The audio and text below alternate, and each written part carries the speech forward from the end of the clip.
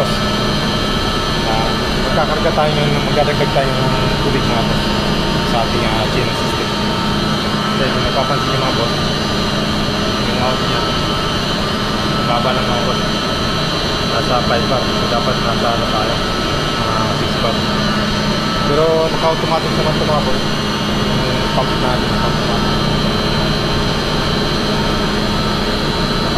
Kaso hintayin niya pang mabot siya ng 2 bar bago siya talagang bagong mababa. So pwede naman tayo magdagdag dito, nagwal natin ng konti para magkaroon na siya ng konti.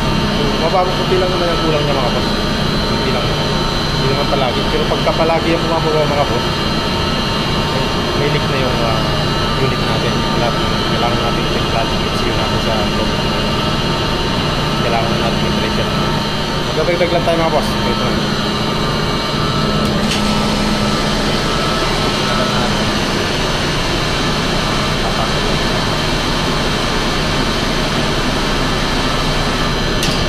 Ayan mga boss. Ito natin. Pero naka-auto naman yung isa.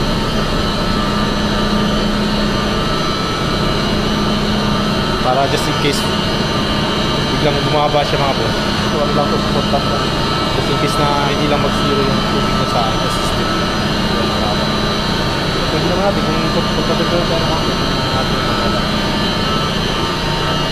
Kaya importante yan mga boss, kailangan meron support talaga sa sila para hindi mawawala. Yun lang mga boss.